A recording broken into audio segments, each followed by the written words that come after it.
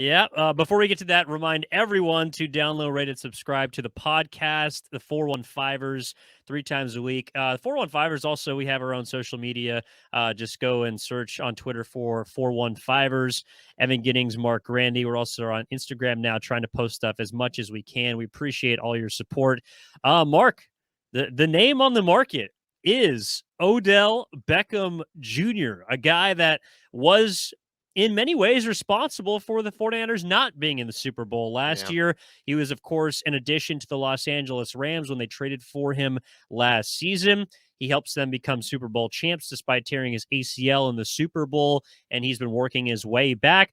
The target date, rumor-wise, has been around December, so not technically there yet, but OBJ has voiced his interest. A lot of NFL insiders. I saw Jay Glazer tagged the 49ers with OBJ, not necessarily the leading candidate, but being in the group of teams that could be suitable for OBJ's services. Obviously, the Rams are in that mix, of course, with him being on the team last year.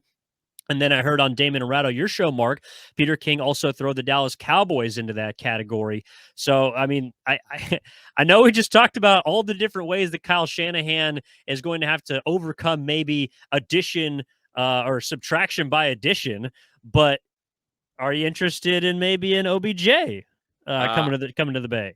I am only interested in the Niners doing the homework on Odell Beckham Jr. for one reason. And that reason is to drive up the price for whoever it is that signs him.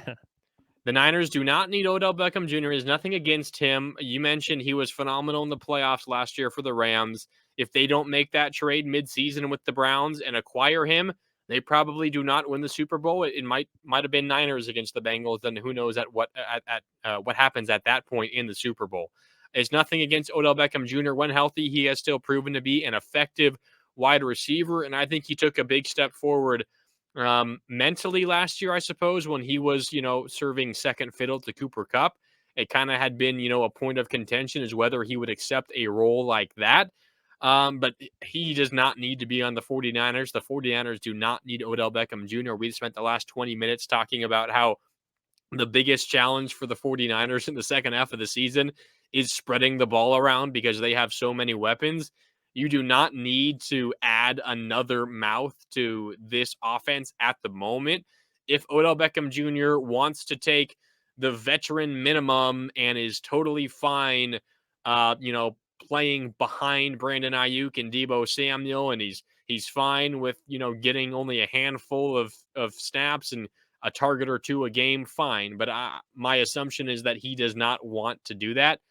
So 49ers, sure, do your homework, look into it, call his representatives, tell them you're interested.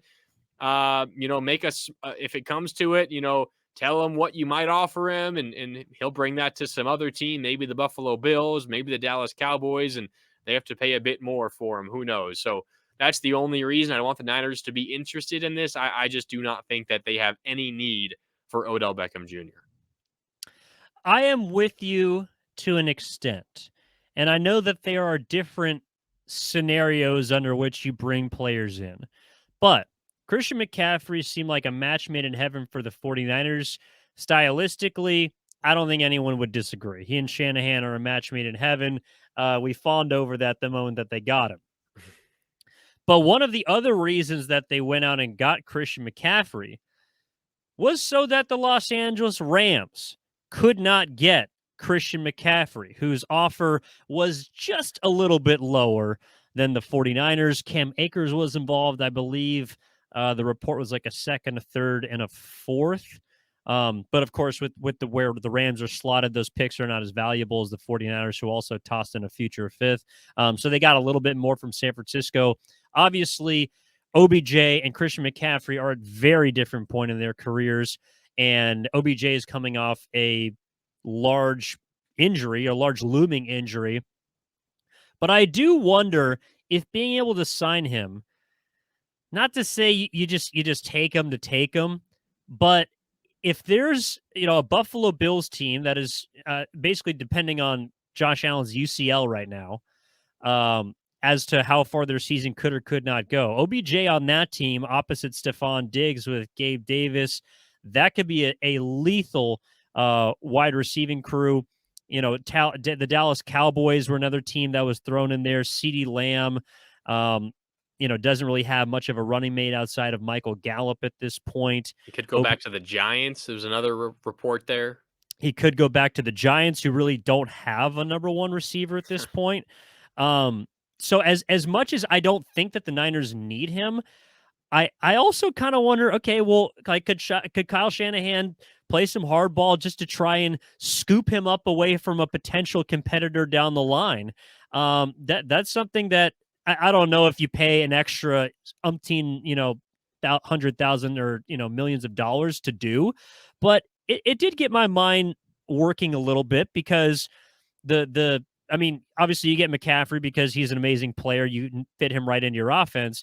But if the Rams end up getting Christian McCaffrey, that to me is a very different team than what they look like right now, as you said, lifeless last week.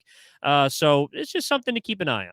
Okay, well, let me ask you this: as presently constructed, and let's assume general health. Debo Samuel does not, get hurt and miss the rest of the season. Does Odell Beckham Jr. on the 49ers make them better? And if so, how much? Yes, I think he does actually because they're well. So I mean, Debo Samuel is a number one wide receiver, but he doesn't really excel in the route running category. And again, we don't know what OBJ is going to look like coming off of knee surgery, but if he finds a way to return to the level he was last year, if he is your third wide receiver, I'm sorry, Juwan Jennings, I love you. I know he's pretty good on third downs. But if you're telling me that you got Debo Samuel, Brandon Ayuk, and Odell Beckham Jr., and Odell Beckham Jr. would be okay with taking a reserved role in an offense, I think that would help him maybe stay healthy coming off of the knee surgery. I think it would allow him also to maybe feature some of his rental properties because he's probably not going to be on whatever team he ends up on after this season, becoming a free agent. I think absolutely he can make the Niners better in the passing game. I mean, the Niners would be a better team with him, but I don't really think we would feel much of an impact unless there was an injury. So I think Odell Beckham Jr. to the 49ers would be insurance. And hey, it's great to have insurance. But assume relative health for the 49ers, and I don't think we really see much of an impact from Odell Beckham Jr. as a San Francisco 49er because of what we've spent most of this episode talking about is they just have so many offensive weapons, and certainly adding another is never a bad thing. And again, we don't really know what he's going to look like coming off of major knee surgery after tearing his ACL in the postseason last year. So sure, in a vacuum, would you rather have more talented people than not? I mean, of course. But considering what he might cost, which isn't going to be a ton, but it's certainly not going to be a veteran minimum number. And then considering what the Niners' position of need is, it's certainly not wide receiver and it's certainly not offensive weapon, at least in my mind. So while I think the Niners are doing the right thing by, reportedly having interest, I mean, you need to check things out. Otherwise, you're just simply not doing your job. They should be checking it out, and they are. And that's what the Niners have done for really every major name that's been out there. That they do their homework. They're in discussions for all the right people, and they just try to, take the chance at the right moment, like they did with Christian McCaffrey. But I think ultimately they're in it just to check and see what OBJ, what his market is like, what other teams might be willing to pay him, what he's looking for, what he wants his role to be, and they'll ultimately determine, probably for a conglomeration of reasons, that it's not a right fit, and they'll move on pretty quickly. That would be my guess. Again, in a vacuum, would he make them better? Yeah, probably, but I think it's marginally and probably not worth it. Yeah, I can definitely see that. Let me ask you a question, though. I know that the 49ers don't have much opportunity to improve outside or externally, I should say. All of their additions are going to come from the guys who are hurt right now. But where do you think is their biggest area of need since you kind of mentioned that? I think it's probably cornerback. I think that would be the place I go to now. Jason Verrett, of course, as we talked about earlier, is, you know, likely going to return to the field soon at some point. Might not be against the Chargers. If it's not that, probably within the next week or two. But I'm not sure how much you can rely on a guy like him who, his injury, history is extensive, and we've talked a lot about that on the pod this year. And we've talked a lot about Jimmy Ward moving into the nickel spot, Giamador Lenore having to play, the second corner spot because of Emmanuel Mosley's injury. I think corner is that spot for me. And if I were to rank, position by position of need, wide receiver or offensive weapon in general might be, one of the bottom three. I just don't think that that's anywhere near the top for the 49ers. No, I don't think it is either, but I think that I don't know. I guess it just might be able to mask some of the other deficiencies on offense. OBJ is also a guy who can get open in space. It's not like he's a burner.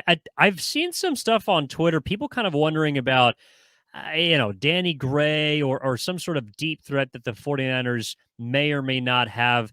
I get they don't have a lot of speed, but to me, the way that they're constructed right now offensively is pretty genius. Like they have basically acquired, I don't know, 4 or 5 different guys that can beat you within 10 yards of the line of scrimmage, which is Yeah. where Jimmy Garoppolo is pretty much most efficient at. I think OBJ is also probably one of those players right now. I know that in his heyday, he could take a 5-yard slant to the house, but those days are behind him.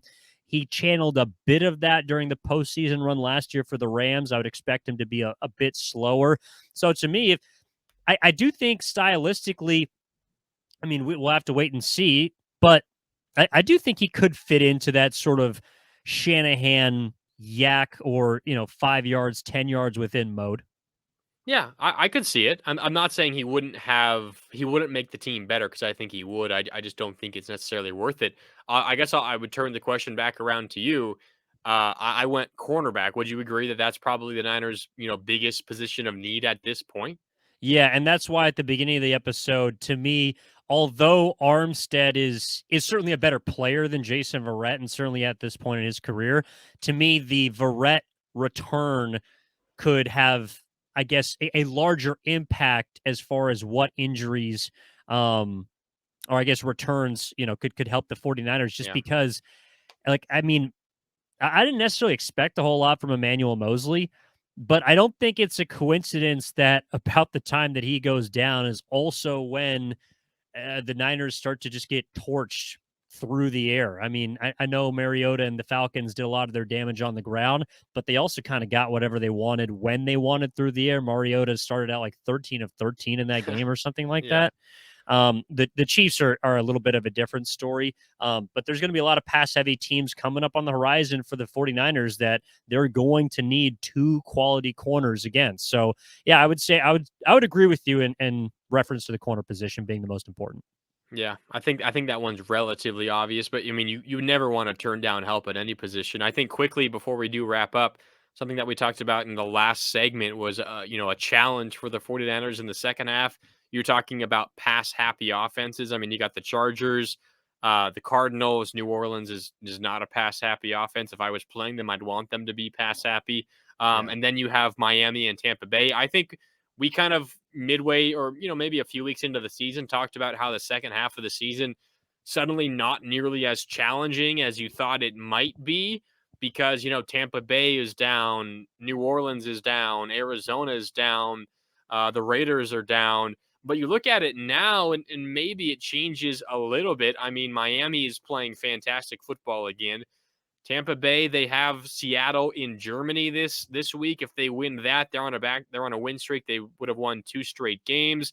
They're probably feeling better about themselves. Obviously, Seattle is a gigantic surprise and the Commanders aren't bad. So maybe a challenge for the 49ers is kind of reevaluating the schedule ahead and maybe noting that there are a few more challenging games ahead than maybe you thought there were if you just looked at it just a few weeks ago.